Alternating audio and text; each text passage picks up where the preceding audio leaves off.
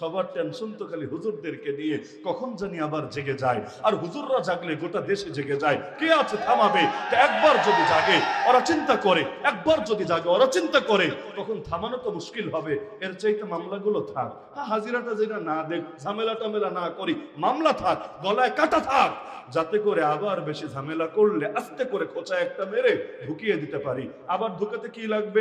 খালি একটা সাইন হলেই চলবে, আর কিচ্ছু না। আরে কারো মৃত্যুতে যদি ইসলাম থেমে যেত, আল্লাহ নবী চলে যাওয়ার দ্বারা ইসলাম হারায় যেত, খুলাফায়ে রাশিদিন যাওয়ার পরে ইসলাম ধীরে ধীরে বিকৃত হতে থাকতো। বাস্তবতা হলো কারো মৃত্যুতে ইসলাম থামে না, কারো পরাজয় ইসলাম দমে না, কারো জেলবন্দি হলে ইসলামের কোনো ক্ষতি হয় না।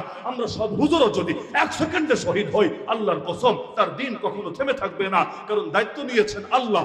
আল্লাহ যতদিন আছেন ইসলামের অগ্রযাত্রা কেউ থামাতে পারবে না। যতই চুলকাও না কেন, যতই গালি দাও না কেন, যতই ষড়যন্ত্র করো না কেন, যতই হামলা মামলা করো না কেন, বাস্তবতা হলো যে দিনকে আল্লাহ বিজয় করতে চেয়েছেন, পৃথিবীর কোন অপশক্তি সেই দিনকে কিছুতেই হারাতে পারবে না। মামলায় জামিন, জামিন, জামিনে থাকলে জামিন বাদ দিতে কি লাগে? জাস্ট একটা নতুন অর্ডার জারি করলেই তো চলবে। অথচ এই যে এত বলে না হুজুররা উগ্র, আমি চিন্তা করি বাংলাদেশে হুজুর অন্তত 1 কোটি নাই।